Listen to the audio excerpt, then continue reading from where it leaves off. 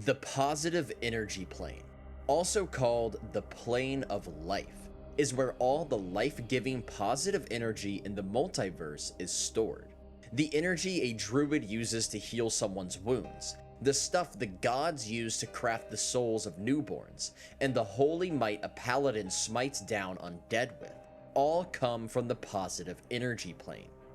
Many think visiting a place of life-giving energy must be a soothing and gentle experience, one which invigorates the body, but this couldn't be further from the truth. Too much life is just as bad as too little, and this place competes with the negative energy plane for the most inhospitable place in the multiverse. The positive energy plane is one of two energy planes, the other being the negative energy plane. The energy planes are less places you'd want to visit and more just the raw energies of life and death that, together with the elements of the inner planes, make up the matter of the multiverse. The energy planes don't represent a philosophy or outlook on good and evil, and they don't represent an element. They are simply a matter of life and death, existence versus annihilation. And I'm sure you can guess which one the positive energy plane represents. The positive energy plane is filled with, well, positive energy. Positive energy is power, atoms vibrating with energy. It is light and it is life. Life energy, vigor, spirit, chi, chakra, whatever you want to call it. All life in the multiverse gets their spark, or soul if you will, from here. From newborn babies to animated automatons to plant seeds. All life starts with positive energy, and all matter acquires its very existence from the stuff. This makes many people believe it is a tranquil and safe place to visit, since it's a plane of life-giving energy, but this isn't true. There can always be too much of a good thing. Fragile mortal bodies just can't handle this tremendous influx of energy, overloading their bodies and causing them to explode. The positive energy plane is one infinitely sized mass of blinding radiant energy. There's no sky or water, no ground to build structures on. Any matter brought here is atomized, so there can't really be anything here at all. There's not even gravity to orient yourself with. There's not much of a visual description for me to give you guys other than it's an endless expanse of stark, bright white. I like to imagine Squidward in the nowhere dimension in that one SpongeBob episode. Now let's real quick talk about where it lies in the cosmology of D&D. So the energy planes were considered inner planes in 1st, 2nd, and 3rd edition. Inner planes being what the elemental planes are. This is because they made up the raw energies of life and death, creation and destruction, which then made up the elements of the rest of the inner planes. In 4th edition, there was some weird spell plague nonsense and all the inner planes just meshed into one called the elemental chaos, but we're not going to really talk about that in this video. In 5th edition, they went back to the Great Wheel cosmology and the elemental planes returned. However, the energy planes were no longer considered inner planes. Instead, they seem to encompass the entire multiverse, including the outer planes, as opposed to just the inner planes. This probably also explains why the quasi-elemental planes are absent from 5th edition. Okay, now let's talk about travel. So first, how do you get to the positive energy plane? Well, permanent portals to here are almost unheard of.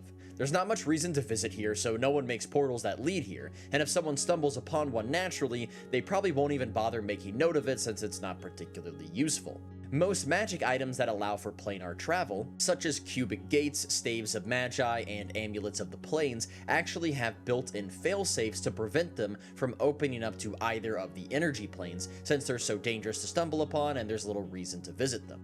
According to the 2nd edition book Inner Planes, a plane shift spell will work, but according to issue 120 of Dragon, there are no known materials for tuning forks to the positive plane, so I'm not exactly sure how you would go about plane shifting here, other than by using a wish spell to bypass the material components. Other plane hopping spells, such as Gate or Teleport Without Air, should theoretically also work. A door in the city of Sigil technically could lead here, but no one has a need for one, and as far as I could tell, none exist. And then of course there's the more straightforward way, of simply visiting a neighboring quasi-elemental plane and then wandering around until you reach the border of the positive energy plane. Now, once you're here, how do you move around? In 1st and 3rd edition, the positive energy plane, like most inner planes, had subjective gravity. this is where you fall in whatever direction you choose. So you can just choose the direction you want to go as your down direction, and then you'll fall that way, and then you can change your direction accordingly. In 2nd edition, the plane just has no gravity. You can physically swim through the energy, however this option is rather sluggish and you move at half your swim speed, but the fastest way to travel is to simply think of a location, and then you are instantly teleported there. Like other inner planes, you can use the border ethereal to move around and avoid the plane's effect and then hop in when at your desired location, but it's much more dangerous here. The energy planes are so powerful that they weaken the border between it and the ethereal plane, so every 10 minutes spent traveling the border ethereal of the positive energy plane, there's a 10% chance the border pulls back and then leaves you in the energy plane. Properties. Okay, so first let's talk about the physical properties of the plane. The first one is probably the most obvious one, and that is the actual physical effects of positive energy. You see, people arriving in the positive energy plane are energized. They feel every cell in their body achieve their full potential, causing them to radiate incandescent light and feel full of vigor and vitality. Any character here gains 2d6 hit points per round. If they're wounded, this obviously heals them, but at full HP, this actually increases their maximum HP by that amount. This max HP duration lasts 1d20 turns after they leave the plane. Although, that's in 1st edition. In 2nd edition, it's 2d10 turns. Also, keep in mind a turn was 10 minutes in Advanced Dungeons & Dragons. Anyways, this healing does not prevent suffocation, starvation, or thirst, and it doesn't cure diseases, since a disease is a form of life, so the energy actually helps the disease as much as it helps the person. If this increases their max HP to an amount equal to or greater than double their original max HP, the power is too much for their body to handle. Their flesh is blasted into pieces as their soul is consumed from the inside out, completely annihilating the person. It doesn't say anything about how resurrection magic works on someone who was destroyed by the positive energy plane, but since it says your soul is overwhelmed by the influx of energy, I would assume your soul would also be destroyed and therefore resurrection wouldn't work. All non-magical items or physical objects are also subjected to this influx of overpowering energy, requiring a save versus disintegration, otherwise the item is, quote, dispensed into its component elements, end quote. The only known form of protection is the spell Positive Plane Protection, a modified version of Negative Plane Protection, which protects the caster's soul and belongings from the energy. However, the spell draws on energy from the negative energy plane, so it can't actually be cast while on the positive energy plane. If you get wounded, such as from combat, obviously you won't be healed by the plane's energies if you have this protection spell up, since it's, preventing the energy from getting to you. However, a skillful spellcaster can momentarily bring the protection of the spell down for just one round, allowing them to benefit from the 2d6 healing. This requires a dexterity check to bring the spell down, failing this results in nothing happening, and then a wisdom check to maintain concentration on the spell. Failing this means that you drop the spell for good, not just for that one round, and you'd have to cast it again, which you can't do on the positive energy plane. All of that is from 1st and 2nd edition. In 3rd edition, it works pretty similarly, where you gain 5 HP per round, but if you're at full HP, you instead gain 5 temporary HP per round, and then when that is equal to your max HP, you have to make a fortitude save or explode in a riot of energy. However, that's only in the parts of the plane that have the major positive dominant trait, which is most of the plane. However, there are some areas that have the minor positive dominant trait. These areas only heal 2 HP per round with no temp HP or exploding. Also, everything here is more vibrant. Colors are brighter, fires hotter, noises louder, and sensations more intense. Breathing. You can't breathe energy, nor can you transform it into breathable air via an airy element or similar spell. Since energy isn't matter, you can't convert it. So you either need to rely on devices or spells that negate the need to breathe altogether, or bring your own air supply.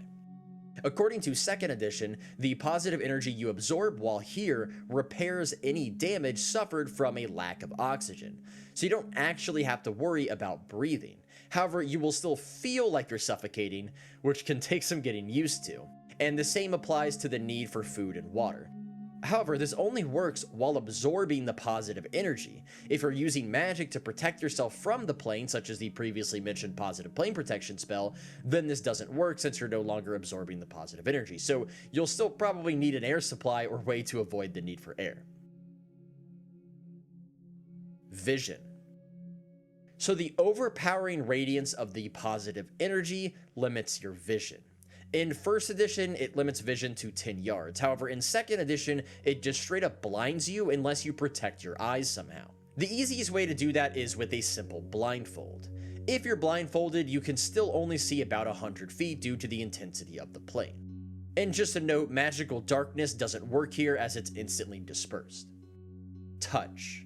So one sense of touch is heightened here, allowing you to sense movement within 25 feet, even while blind, as long as you succeed a wisdom check.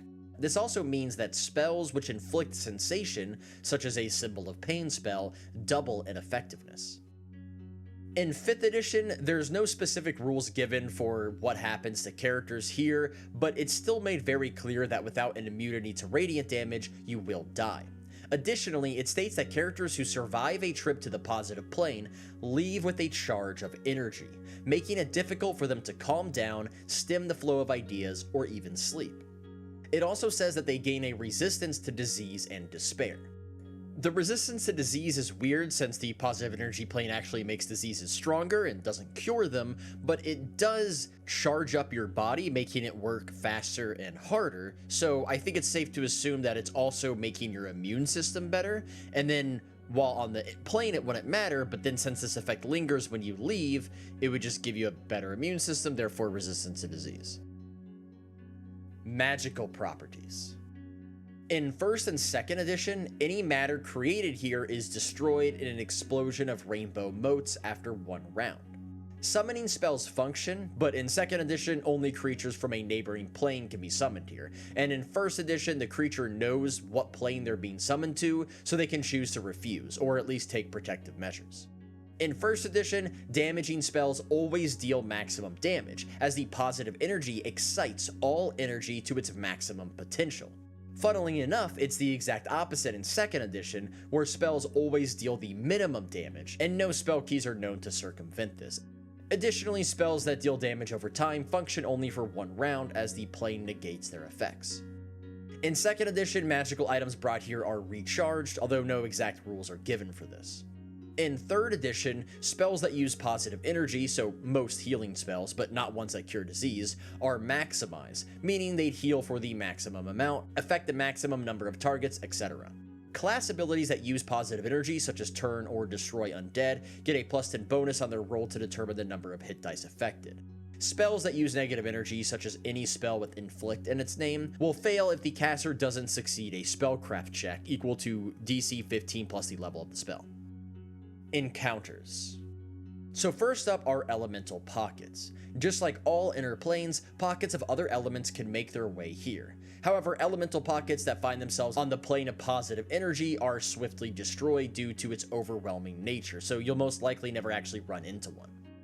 Energy bursts.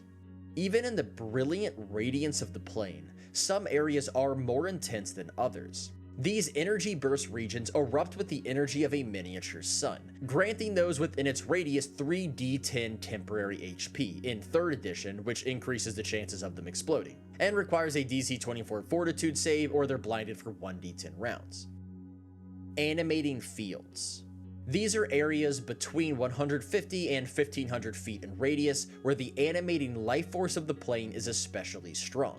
Each round spent in one, there is a 50% chance one object on your person animates to life and attacks. This animating lasts as long as it's within the field, and then once outside, it lasts for an extra 2d6 rounds. Edge zones. These edge zones are regions where the energy is less intense, having the minor positive dominant trait and containing bits of flotsam from other planes, including floating citadels, tattered astral haze, and shards of other planes. The more solid of these are typically used as outposts by powerful creatures. They still need to be magically protected, as waves of intense positive energy from the rest of the plane can wash over these edge zones at any time. Imprisoning cells. Sometimes people are imprisoned here by placing them in a prison protected from the plane. So they won't die from the plane, but they can't leave because if they somehow break out of the prison, they'll just be obliterated by the positive energy. Inhabitants. The positive energy plane has no true elementals the way the other inner planes do, and honestly there's not much living here, which might be surprising considering it's called the plane of life. However, there are a few creatures that live here. However, it's unlikely they are true natives that originated here, but rather beings from somewhere else that moved here. Okay, so first up we have the Zag-Ya. These are the closest thing you'll get to a positive energy elemental. No one is sure where they came from or what they want. They are completely alien beings that none of us will ever be able to comprehend. Despite this, first edition says that you can occasionally convince one to act as a guide on a roll of an 8+ on 2d6, which seems to completely contradict what second edition says about them. They are glowing, translucent spheres 2 to 4 feet in diameter with 6 to 12 tentacles protruding from them. They radiate heat and their touch combust flammable materials. The next inhabitant on the positive energy plane are the Ravids. Like the Zag-Ya, Ravids are beings made entirely out of positive energy. They resemble 6-foot-long serpents with no mouth and one arm, for some reason. Or at least that's what they look like when they leave the plane. While on the positive energy plane, they blend in with the pure energy around them, becoming a part of the environment. Instead of destroying whatever they touch like the Zag-Ya, Ravids imbue inanimate objects with life, making them sentient. Once per round, one object within 10 feet becomes imbued with intelligence and mobility as if affected by an animate object spell. If no objects are around, then the ground or air is animated into an elemental with a 30% chance of being hostile. Their arm or tail attacks energize the target on a failed save versus paralyzation, inflicting them with a beneficial effect but also burning them out with a permanent detriment, which you can see on the screen here. An energy drain spell or the touch of a life-draining creature, such as a specter or wight, will instantly kill a Ravid. Although if it's an undead doing it, the undead's destroyed as well. The last inhabitant here are the Lumi. The Lumi are a race of warriors and healers who build towering cities of glass and light on the positive energy plane. Their skin glows a soft white and they have no neck, with their heads simply floating above their shoulders. They worship light as a concept, seeing it represent purity and truth since it reveals things hidden in the dark. They despise deception, with lies and illusion magic being capital offenses in their society. Their ultimate goal is to wipe out all liars and deceivers, and they occasionally go to the material plane to battle beings of negative energy and deceivers, oftentimes allying with good aligned creatures, but they are prime examples of lawful neutral, putting their code of honesty above the well-being of others.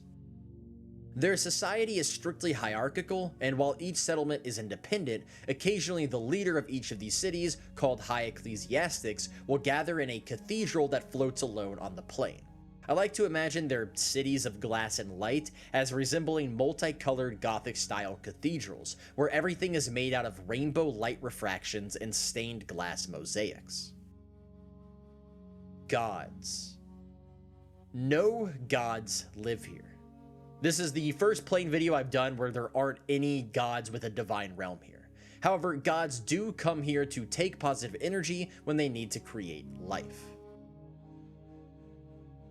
Locations. The Fortress of Life. A citadel built by a neutral-aligned member of the Transcendent Order faction, level 10 human cleric named Feudal Diadem Hurus. It consists of 3 towers and a central keep, and is protected from the plane by powerful spells and magic items that she has collected from all over the multiverse. Here, she keeps life pearls. See, the positive energy of the plane occasionally gathers together more closely in certain areas, condensing into a single point of concentrated life energy, which she calls life pearls. These have the properties of both a Staff of Curing and a Rod of Resurrection, with 4d10 charges, and explodes in a 5d6 damage fireball when the last charge is expended. Feudal believes these are more than just healing items, but the raw seeds from which the life of entire species and worlds are born from. She believes them to be the most potent thing in the multiverse, and so she guards them here in her fortress. The second and last location on the positive energy plane is called the Hospice. This is a floating citadel within an edge zone, and it has a large outcropping of rock shielding it against the more lethal rest of the plane. The hospice is home to a community of holy knights and healers who dedicate themselves to the perfection of the healing arts, knowing cures to ailments that are usually incurable. Although the plane usually stops the curing of diseases, they sometimes know effective ways of dealing with them using positive energy alone. They are staffed by good aligned healers from a dozen planes and are guarded by a mixture of humanoids and golems. And that is everything I could find on the positive energy plane. Thank you guys so much for watching. I hope you guys enjoyed the video, and remember to subscribe for more D&D related content.